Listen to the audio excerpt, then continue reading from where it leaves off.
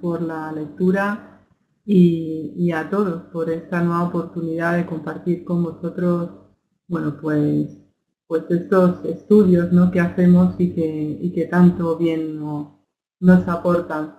Tengo que deciros que esta conferencia que voy a exponer hoy tiene su origen en una necesidad mía. Es una conferencia sencilla, pero parte de una necesidad real de intentar buscar y comprender el porqué de posturas contrarias y, sobre todo, más que el porqué, la manera de asumirlas, ¿no? En general, pero posturas contrarias frente al espiritismo, frente a unas enseñanzas que tanto han aportado a la humanidad y aportan a la humanidad, posturas que a pesar del tiempo aún persisten y nos causan pesar. Pero la verdad es que muchas veces el camino que elegimos resulta difícil, resulta espinoso, pero no por ello debemos abandonar. Y yo, reflexionando, he dicho, pero ni siquiera emitir queja, máxime cuando tenemos como guía a nuestro Maestro Jesús, ¿verdad? Que no dudó en vestirse con la grosera envoltura de este mundo para hacer ese perfecto ejemplo y guía que es para todos nosotros, ¿verdad?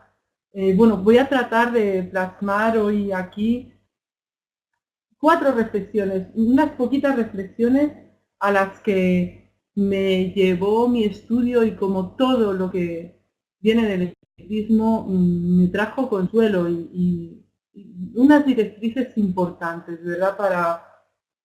Para que yo pudiera asumir estas cuestiones, que todos podamos asumir esto, ¿no?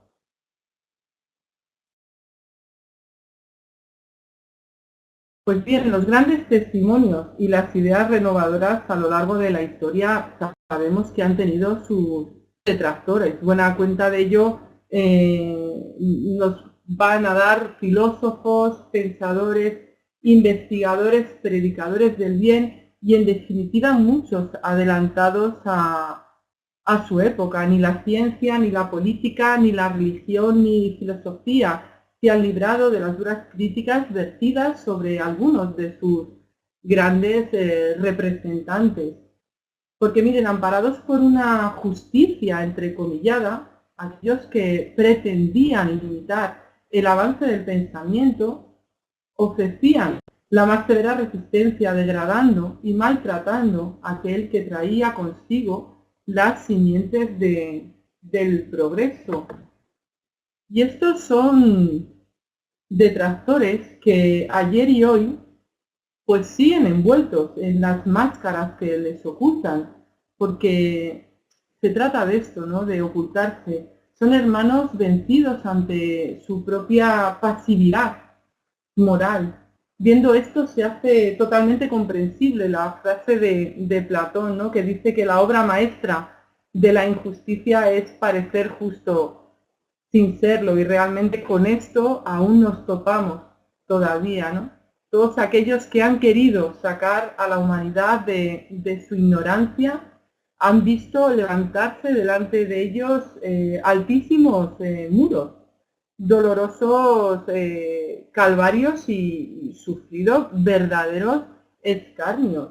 Es imprescindible, creo yo, que conozcamos la historia en la medida que nos es posible, y cómo han existido periodos de lucha donde el tesón y el convencimiento han vencido a los ataques de la ignominia y el orgullo. León Denis es muy claro en sus escritos, recordándonos qué ocurre con lo nuevo, ¿no? Lo nuevo puede llegar a espantarnos, dice León Denis, aquel que se acomodó. ¿Pero por qué? Bueno, pues porque lo nuevo echa por tierra teorías a las que se estaba apegado. Hace temblar viejos sistemas que habían sido edificados con gran trabajo, no lo dudamos, un gran trabajo, pero quizá se quedan obsoletos, se quedan ya viejos ante nuevas reflexiones, ¿no? Lo nuevo, nos dice, derrumba las situaciones adquiridas y turba muchas inquietudes al necesitar investigaciones y observaciones a las que ya nos está acostumbrado. Muchas de las nuevas ideas que se han presentado, particularmente las más fecundas, han sido en su momento ridiculizadas y menospreciadas cuando han hecho su aparición, incluso han sido vistas como utopías.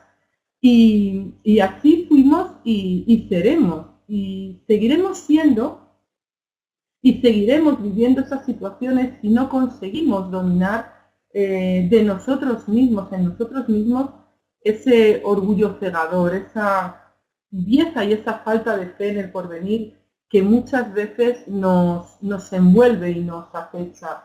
Extensamente nos habla Lacordaire en el Evangelio, según el Espiritismo, sobre este adversario de la humildad, exhortándonos a hacer el bien e ir demoliendo poco a poco todos esos altares que hemos ido levantando al orgullo, y nos dice que vayamos buscando ya sin más dilación el ser auténticos cristianos.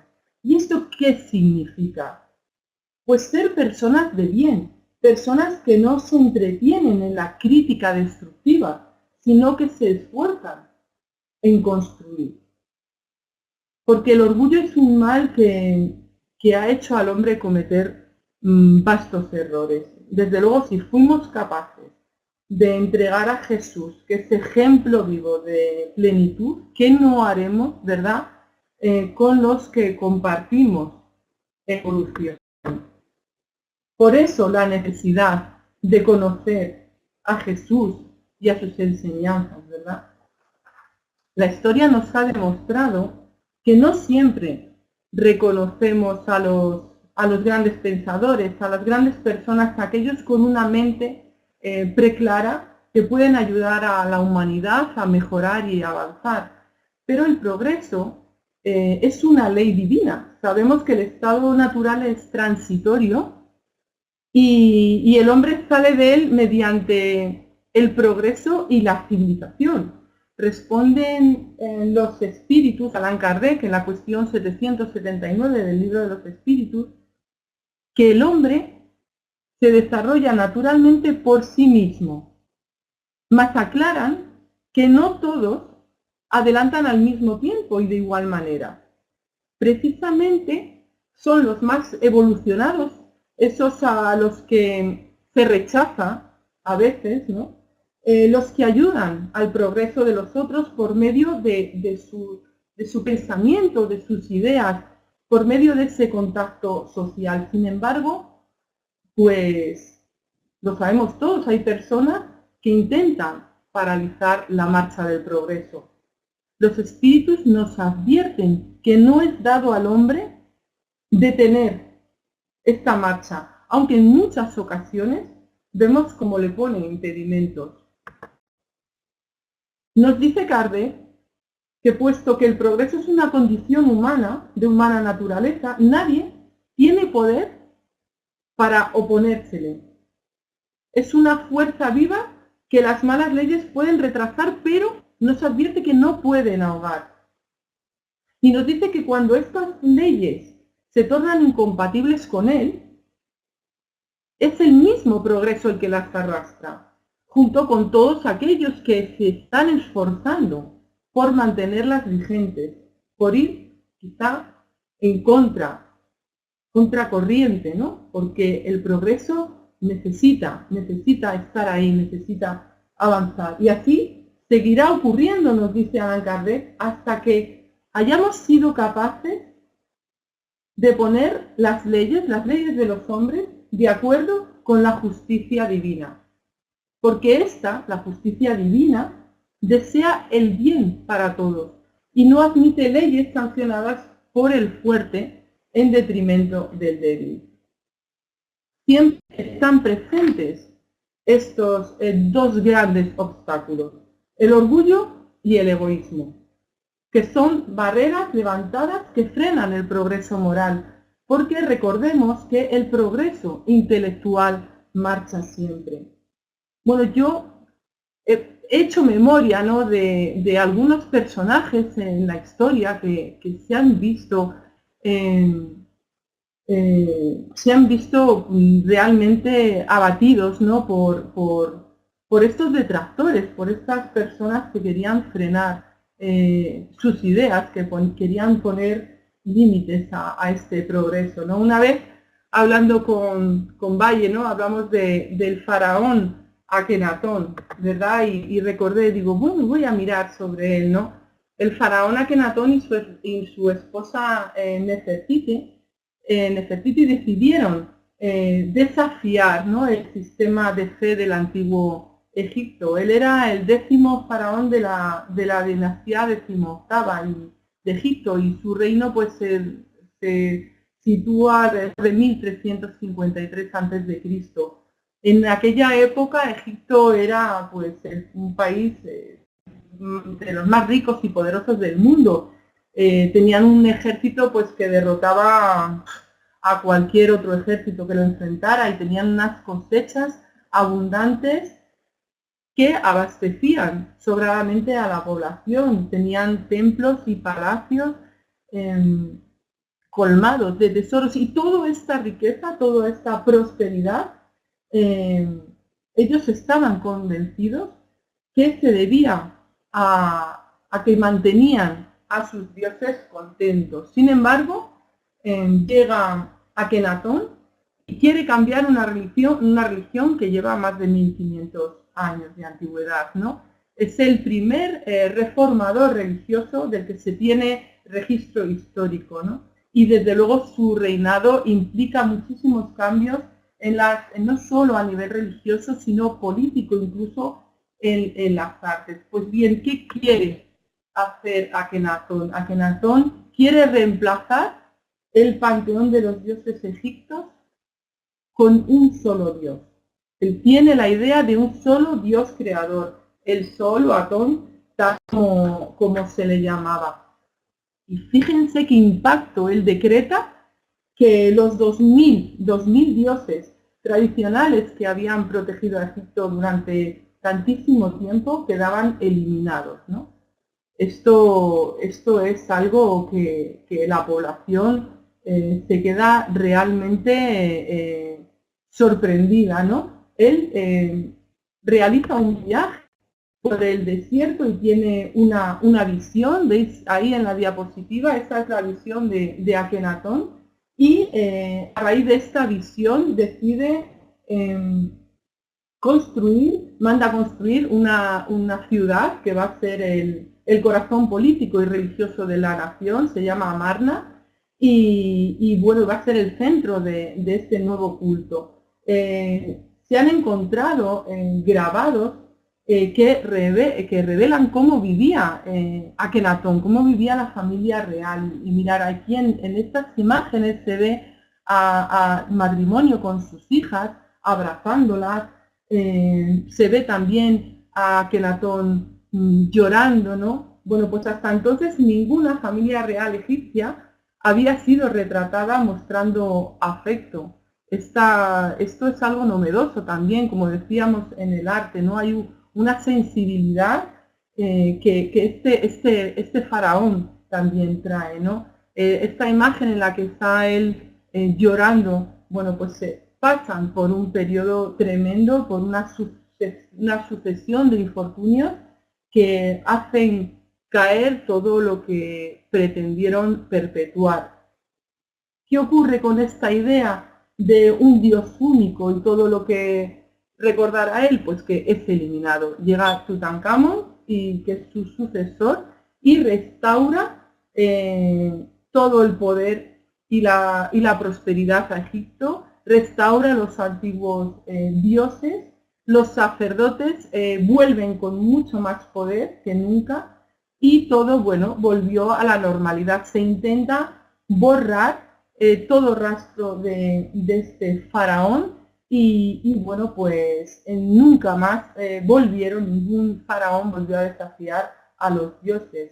Pero la vida pues hace resurgir las grandes ideas, ¿no? Los grandes pensamientos, aquellos que impulsan, los que deben de ser, y es en la década de 1920 cuando emergen las piedras que enterraron esta historia y nos permiten conocer el sueño realizado por Akenatón y Nefertiti. Si leen ustedes el libro de Akenatón, el faraón olvidado, pues vamos a ver cómo tuvo muchísimos detractores, pues por todo lo que hemos dicho, pero también ha sido calificado pues como por ejemplo el primer hombre en el reino de las ideas que registra la historia, o el pensador e idealista a la altura de los mayores de la humanidad, ¿no? Pues un ejemplo de alguien que debería traer una idea nueva, ¿no? Recordemos también, por ejemplo, a Hipatia de Alejandría, que pereció por sus ideas. Ella era filósofa y maestra de la escuela neoplatónica de Alejandría, cultiva las matemáticas, la astronomía, la lógica, las ciencias exactas y las enseñanzas del latino, y sin embargo, pues recibe el más cruel trato hasta llegarla a convertirla literalmente en cenizas. O Giordano Bruno, que fue quemado en el campo di Flori en Roma, se le acusaba de blasfemia, de herejía e inmoralidad. Bueno, pues sabéis que debido a sus enseñanzas sobre la multiplicidad de sistemas solares y el concepto de universo infinito, se ganó pues muchísimos enfrentamientos, ¿no? Y bueno, otra fecha, ¿no? El 12 de abril de 1633 es este hombre, el científico Galileo Galilei, quien comparece a la edad de 69 años ante el Santo Oficio para dar cuenta de un libro que había publicado un año atrás, que se llamaba El diálogo sobre los dos máximos sistemas del mundo, en el que defiende pues ese modelo heliocéntrico propuesto por Copérnico, en el cual la Tierra y los planetas giran alrededor del Sol, y ridiculiza ese centrismo. Claro, esto evidentemente, fijaros, ¿no? Cómo puede afectar incluso a los poderes, ¿no? Entonces, pues imaginaros, ¿no? Todo lo que tiene que pasar. Años antes, en 1616, el cardenal Bellarmino, inquisidor del Santo Oficio, el mismo que había dirigido el proceso contra el filósofo Bruno, pues ya había amonestado a Galileo por estas ideas. Y es que llega un momento en junio del 33, del 1633, cuando pues es obligado a pronunciar de rodillas la abjuración de su doctrina ante, bueno, el Papa Urbano VIII, ¿no? Ante la comisión de inquisidores. Pero a pesar de todo esto, Galileo permanece fiel a su método hasta la muerte, que ocurre en 1642, año en el que nace Isaac Newton. El progreso pues es que no se puede cortar, ¿no? Y es en el año 1687 cuando Newton publica el texto científico Principia Naturalis Philosophiae Mathematica, en el cual, bueno, pues va a conmocionar a toda la comunidad científica, pero estas ideas revolucionarias que trae sobre los principios de la mecánica, sobre la gravitación universal, sobre la rotación elíptica de los planetas, el cálculo diferencial e integral, pues sobre la luz también, le cuestan unas durísimas críticas y adversidades en la Royal Society. También, más ejemplos, por poner, pues Darwin, que debió de soportar mofas y burlas a las críticas duras a su teoría evolucionista. Fíjense, en el año 1931 hay un libro que seguramente habrán oído hablar de él, que se llama 100 autores en contra de Einstein, en el que se compilaron las opiniones de 100 científicos que contradecían sus teorías con el único fin, evidentemente, de desacreditarlo. Pero qué curiosa la respuesta de Einstein, ¿no? Cuando le consultan para que emitiera su opinión, y él dice, una respuesta inteligente, él dice: si yo hubiese estado equivocado, Uno solo habría sido suficiente, no 100 opiniones, con una sola hubiera sido suficiente.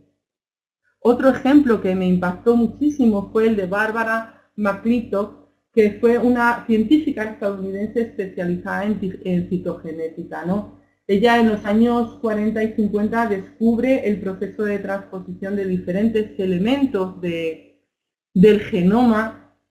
Bueno, plantea que los genes determinan ciertas características físicas que son responsables de la regulación de la expresión genética y la transmisión de los caracteres de los parentales a la progenie. Bueno, pues estas investigaciones son rechazadas por casi todos sus colegas, ¿no?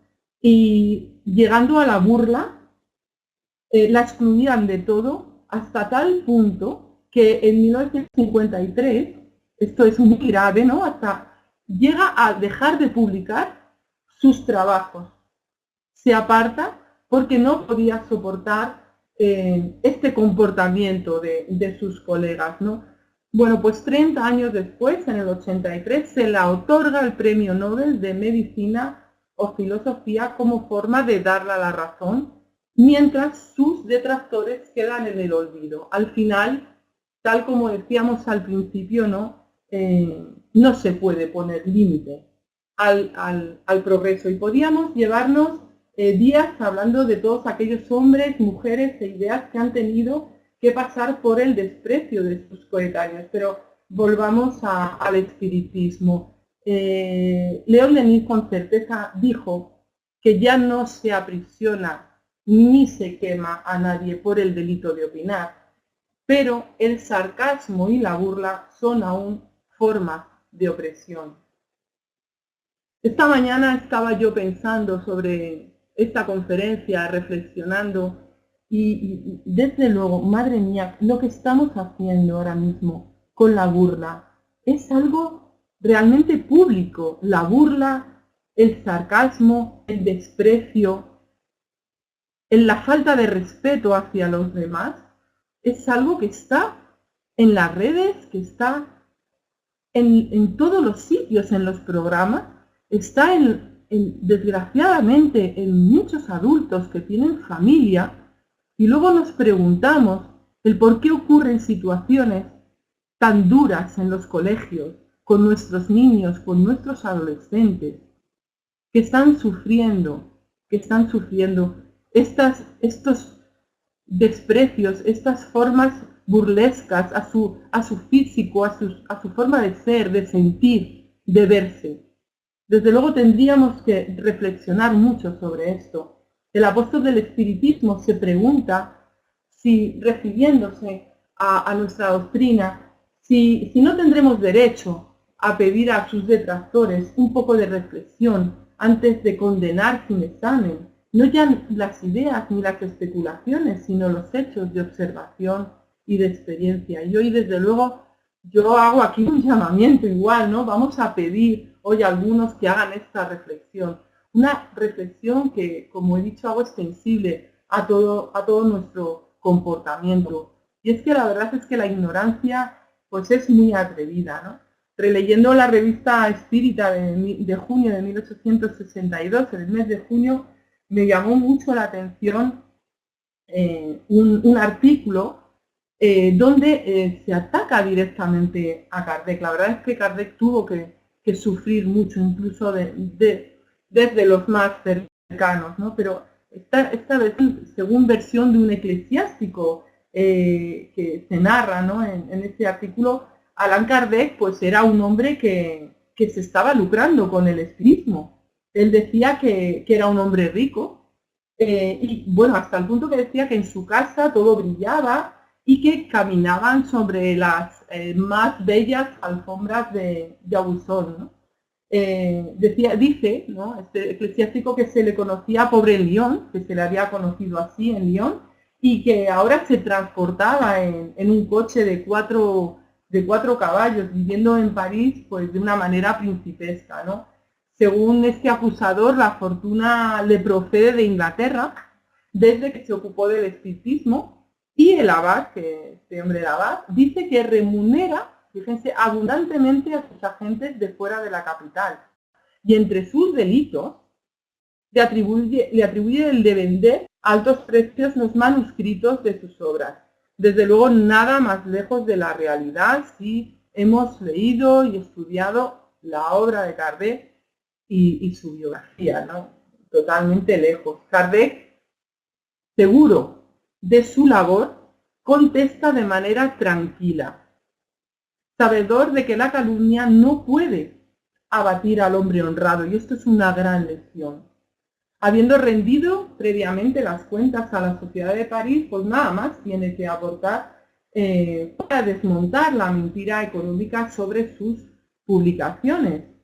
Y como todo lo que no procede de la verdad tiene la contestación en ella misma, el pedagogo tiende en inteligentes respuestas que por supuesto son avaladas por su rigor y por algo que es fundamental para todos nosotros y que él nos da un gran ejemplo, por su honestidad. Desde luego, sería fantástico que pudieran leer este punto de la revista Espírita que se titula He aquí cómo se escribe la historia, los millones del señor Allan Kardec.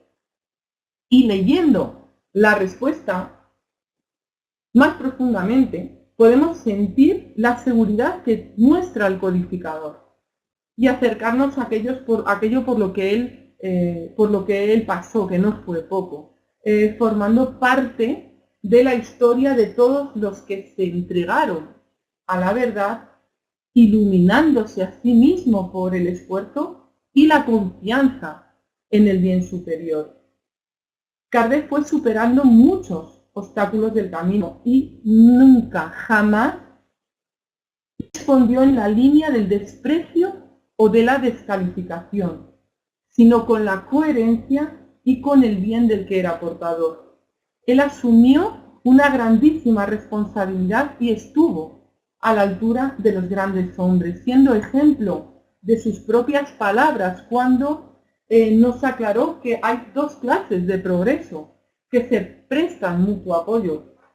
Sabemos cuáles son: el progreso intelectual y el progreso moral, que ya lo hemos dicho, pero pese a que, por desgracia, aún no avanzan el uno junto al otro, él, Kardec, mantuvo el equilibrio y logró estar por encima de sus limitadores, dándonos un gran ejemplo. Y en frases de León Denis, como todos los grandes descubrimientos, el espiritismo tenía que recibir el bautismo de las humillaciones y del sufrimiento. Bueno, pues llega el periodo de luchas del espiritismo, marcado pues por el auto de fe de Barcelona que todos conocemos. Este hecho adquiere una gran significación histórica, porque condensa todas las persecuciones, los inconvenientes que tuvieron que enfrentar los espiritistas de la primera hora para cumplir sus ideas. Bueno, aquí en España nombres como Fernández Colavida, Amalia Domingo Soler, el vizconde Torres de Solanot, Miguel Vives, se enfrentaron, y otros muchos, a luchas en los primeros tiempos. En 1857 ya había tenido lugar en Cádiz un auto de fe, donde se quemó una pequeña obra, La luz y verdad del espiritualismo, escrita por dos autores que se hacían llamar Jotino y Además.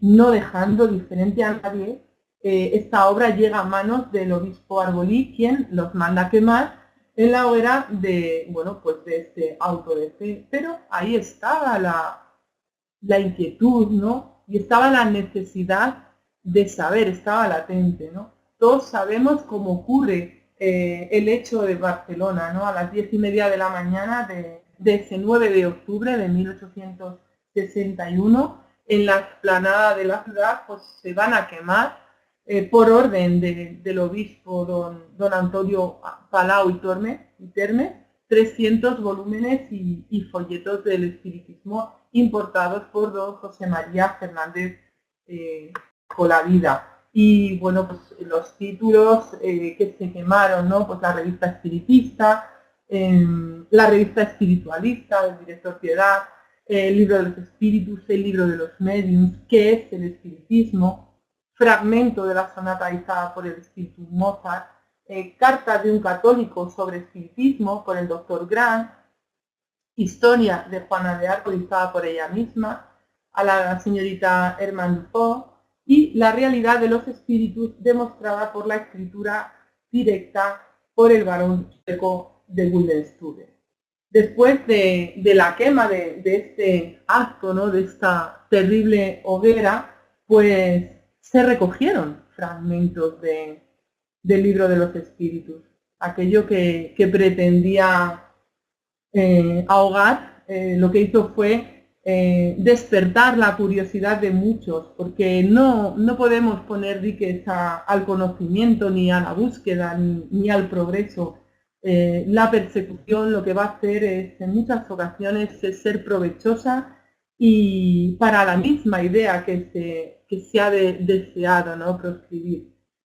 Por medio de ella, de la persecución, pues la gente va a buscar qué está pasando, va a hacer resaltada la importancia de la idea y va a ser llamada la atención de aquellos que quieren conocer algo que ignoraban y ahora mismo se les pone delante y necesitan buscarlo, ¿no? Porque, bueno, pues mire, se puede quemar los libros, pero las ganas de aprendizaje no se queman, ni por supuesto las ideas, ¿no? Y nos dice Allan Kardec, ¿no? Nos dice este mensaje, ¿no? Espiritistas de todos los países, no olvidéis esta fecha del 9 de octubre de 1861, ella estará marcada en los fastos del espiritismo, que sea para vosotros, nos dice, un día de fiesta y no de luto, pues es la garantía de vuestro triunfo cercano.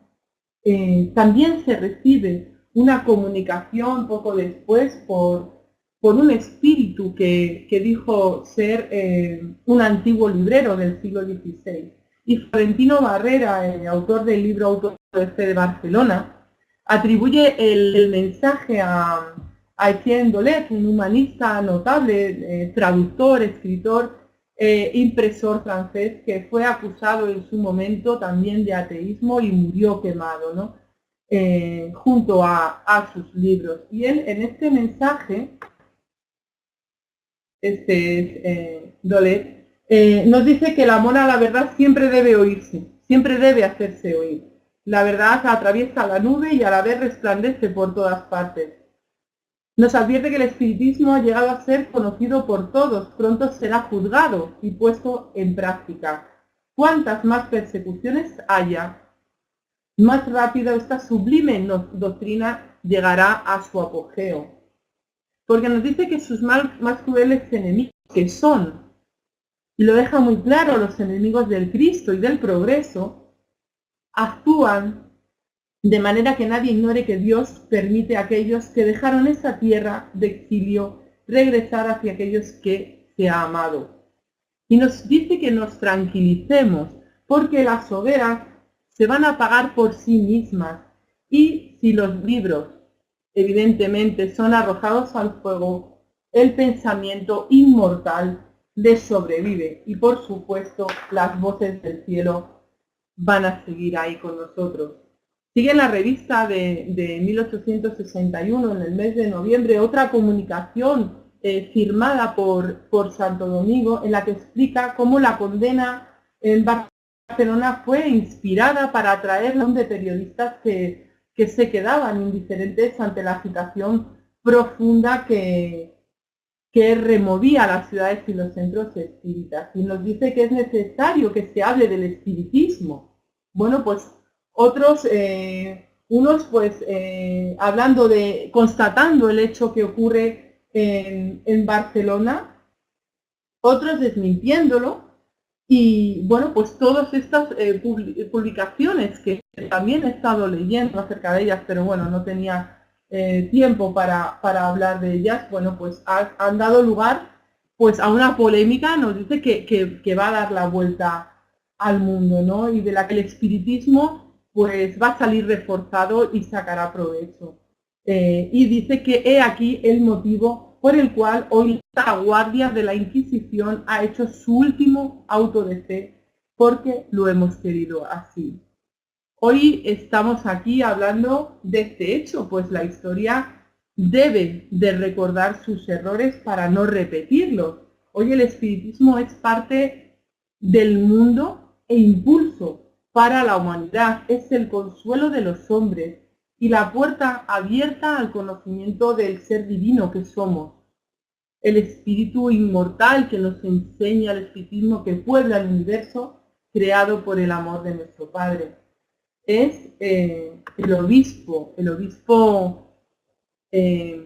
que manda este acto, que manda realizar esta hoguera, Palau y Termes, va a morir después, poco después, y su espíritu pudo comunicarse en una sesión, conforme nos da cuenta Allan Kardec, y nos dice rogad, les dice, ¿no? Rogad por mí, pues la oración agrada a Dios, sobre todo cuando el perseguido la dirige a favor del perseguidor. Y miren cómo firmaba ya en espíritu, dice, el que fue obispo y ahora no es más que un penitente. Al final, pues todos nos vamos a encontrar con nuestros propios errores, ya bien aquí donde vamos a poder corregirlos, o de vuelta a la vida espiritual donde pese a la ceguera que queramos tener, tarde o temprano la verdad nos sorprende. Siempre se nos va a dar la oportunidad de corregir y de crecer, no lo dudemos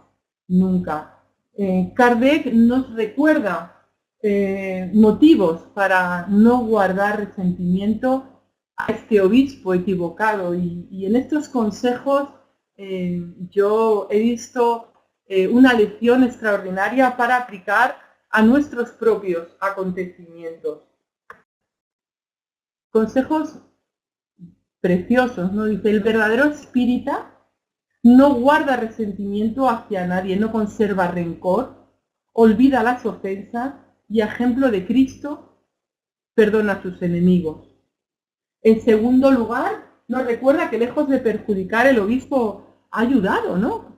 Porque este hecho despierta el interés, ¿no?, sobre el espiritismo. Así nosotros hemos aprendido que muchos de esos adversarios o circunstancias que nos dificultan, más tarde se convierten en testimonios de nuestra propia superación. Nos mueven a seguir, nos mueven a actuar, a ser cada vez más firmes, ¿no? También el obispo solicita la oración. El obispo en su situación representa la imagen de las dignidades terrestres dejadas al borde de la tumba, ¿no? Todos sabemos que nos vamos a presentar ante Dios tal como somos, sin la ostentación esta que impresiona a las personas. Todos llegaremos al mundo espiritual con nuestras adquisiciones morales. Así pues, estemos atentos y prestos a alcanzarlos y no nos perdamos más por otros caminos, ¿verdad?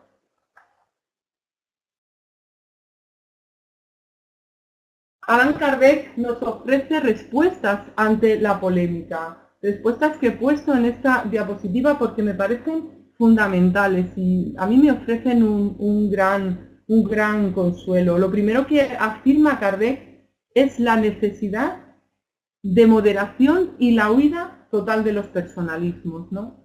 En la revista de 1858, Kardec contesta a sus suscriptores sobre las preguntas acerca del por qué no responde a los ataques de ciertas publicaciones dirigidas contra el espiritismo en general, o bueno, contra sus partidarios e incluso algunas veces contra él mismo y sus colaboradores, como hemos podido ver antes.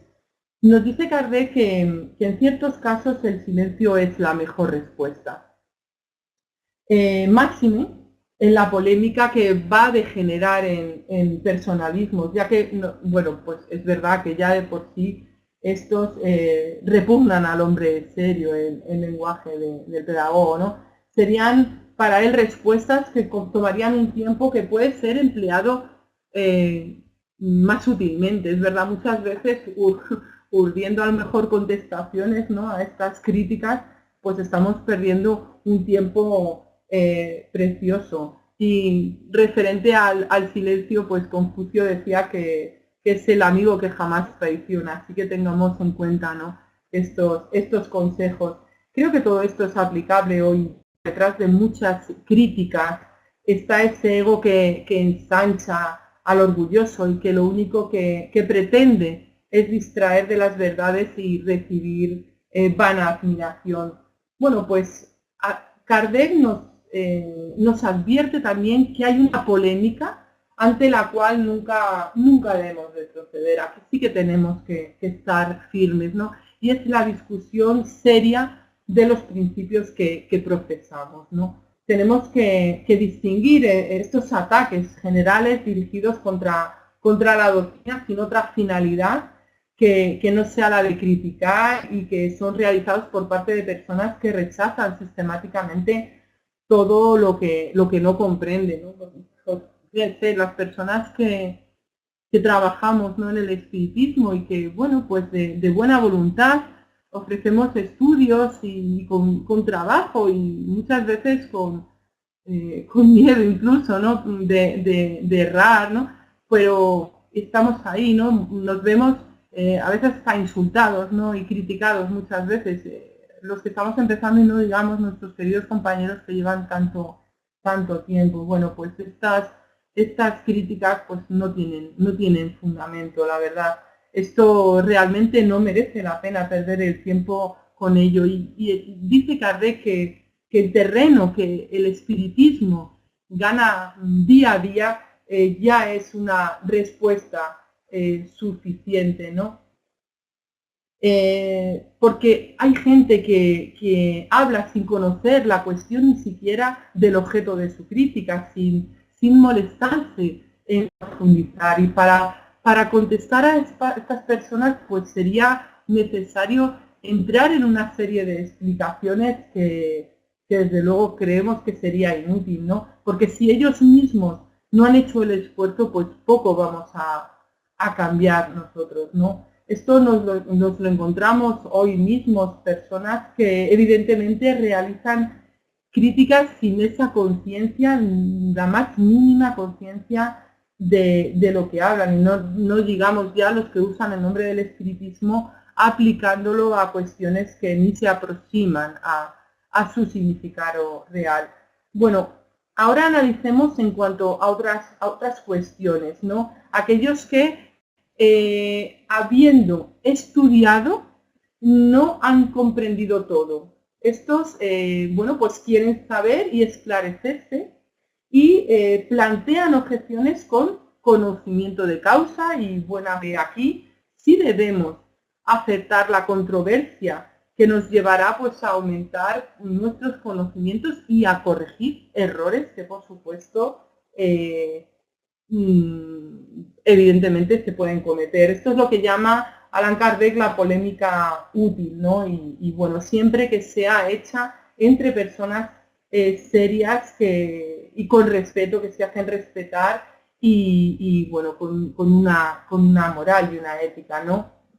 Desde luego, Allan Kardec nos dice que qué buscamos todos en esta cuestión tan palpitante y tan fecunda del espiritismo. Y lo que realmente buscamos es esclarecernos. Primeramente buscamos la luz de cualquier parte de donde venga, y al emitir nuestra manera de ver no se pretende imponer a nadie la opinión individual.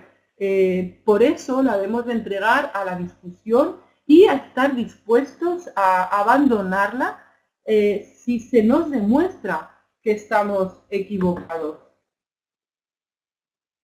El espiritismo, como ya hemos dicho, se basa en una ley de la naturaleza. Lo que nos corresponde hacer a nosotros en presencia de las críticas es continuar trabajando con, bueno, pues con la calma, con la confianza que da la seguridad de saber que llegaremos al objetivo, y este objetivo es la mejora moral, pero siempre debemos de ser muy prudentes, cuidadosos de pensar que no erramos, porque es que todos nos equivocamos. Debemos auscultarnos y preguntarnos honestamente si hemos podido errar, y si es así, buscar la manera de corregir. Allan Kardec nos deja claro que tener la pretensión de que todos los espíritas son infalibles sería tan absurdo como la pretensión de nuestros adversarios, de aquellos que nos critican, de ser los únicos que tienen el privilegio de la razón, ¿no? Por eso yo pienso que no nos debe faltar nunca la guía del Evangelio, donde encontraremos estas herramientas y ricas lecciones para disciplinar el alma, ¿no? Las voces del cielo se convirtieron en su día, se convierten, son para nosotros luces que poco a poco van iluminando a un mundo en crecimiento y en transformación del que somos partes, ¿no? Y el espíritu, en el Evangelio, según el espiritismo, nos lo dice, ¿no? Que el espiritismo viene a realizar en el tiempo predicho las promesas de Cristo. Bueno, pues sin embargo, pues no puede hacerse esto sin destruir los abusos. Como Jesús va a encontrar a su paso el orgullo, el egoísmo, la ambición, la avaricia y el ciego fanatismo. Bueno, pues esta lectura que tenemos aquí, que nos habla, ¿no? Nos dice en el capítulo llamado La moral extraña, pues se dice claramente por la etapa que tiene que pasar el espiritismo, que ha pasado, ¿no? Pero que con el tiempo se van a abrir estas voces han derramado mucha luz por el globo y se van a abrir los ojos a los ciegos, y no debemos de perder la esperanza, ¿verdad? Es una lectura muy bonita para reflexionar. Desde hace 160 años, el espiritismo pasa a engrosar la lista de lo combatido. La ciencia espírita es atacada, pero ella continúa porque el espiritismo camina con la ciencia, con el progreso, con la inmensa capacidad del hombre que mira al futuro sin miedo. El espiritismo lleva su filosofía a las mentes de todos aquellos que se preguntan, aquellos que encuentran respuestas en la razón y que buscan aún más porque quieren crecer, porque queremos crecer y seguimos preguntando, y ello nos lleva a las profundidades del alma. El espiritismo acompaña al hombre en su desarrollo moral. ¿Quién de nosotros es igual al hombre o a la mujer que era antes de conocerlo? ¿Quién no ha experimentado, por favor recordemos cómo éramos, quién no ha experimentado los cambios a consecuencia de este conocimiento? Porque el espírita se mira a sí mismo con ánimo de mejora, al contrario de estos hermanos que quieren destruir, que miran al otro para permanecer ciegos ante su propia realidad. Y podemos volver tranquilamente al párrafo del principio para decir con el alma tranquila que los grandes testimonios, aquellos que desde el cielo trajeron las voces de la experiencia, hoy adquieren más relevancia que nunca, porque son llegados los tiempos del cambio. Porque las ideas renovadoras, ideas inspiradas por el guía de la humanidad, nos ayudan a continuar el camino del encuentro con la verdad y con la eterna vida. Hoy el espiritismo sigue teniendo sus detractores, dentro y fuera de él, pero debemos de mantener la serenidad. Emmanuel nos aconseja en una lectura de Pan Nuestro que es mejor sufrir en el bien. Y nos dice que ¿por qué temer los obstáculos en la senda del amor y de la sabiduría? Si el camino oscuro del odio y de la ignorancia está repleto de fuerzas vengadoras y perturbadoras. Pregunta, ¿cómo tener recelos del cansancio, del agotamiento, de las complicaciones, de todo esto que nos agota, de las incomprensiones, de los conflictos y de los disgustos resultantes de la bendita lucha para la suprema victoria del bien? Si el combate por el triunfo transitorio del mal conduce a los luchadores a tributos afectivos del sufrimiento. ¿Por qué no usamos nuestras capacidades al servicio de nuestro Maestro? ¿Por qué no consagramos nuestras vidas a Él si nos está esperando, si está ahí? Si a pesar de todo lo que le hicimos, Él está ahí, como ese hermano que vigila por todos nosotros. Yo creo que debemos de seguir trabajando siempre, porque hay mucho que hacer.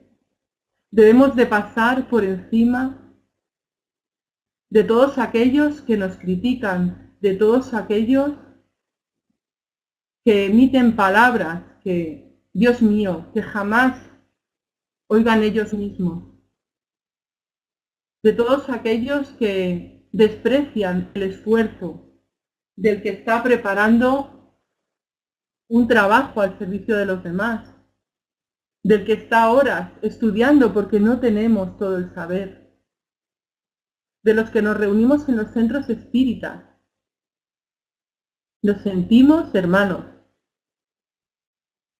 Tenemos que ser fuertes, porque Jesús está ahí con nosotros. Jesús está con todos, con nosotros, con los que critican, con los que ofenden. Pero nosotros no estamos ya en eso. Nosotros vamos a mirar hacia adelante, tenemos un objetivo, porque muchos espíritas que nos han precedido han luchado para que hoy nosotros estemos aquí, dando gracias por todo lo que vivimos, por todo lo que nos ha ofrecido el espiritismo. Tenemos que ser muy fuertes, muy valientes, porque somos honestos. Si somos honestos con nosotros mismos, ¿qué es lo que pretendemos? Pretendemos ser hermanos en humanidad. Pretendemos acompañar el trabajo que los espíritus superiores nos están diciendo que tenemos que hacer para que esta humanidad salga del estado en que está. Tenemos que poner el corazón en todo lo que hacemos, trascender los miedos, domar esas inclinaciones que a veces nos llevan a decir lo dejo todo. Tenemos que trabajar, hermanos. Muchísimas gracias por todo. Son pequeñas cosas que he aprendido en este estudio, pero grandes cosas para el alma que nos ayudan y espero que ayuden a caminar a todos vosotros. Muchísimas gracias, de corazón. Y aquí os dejo con los libros, ¿no?, en los que me he apoyado para hacer esta pequeña ponencia. Muchísimas gracias.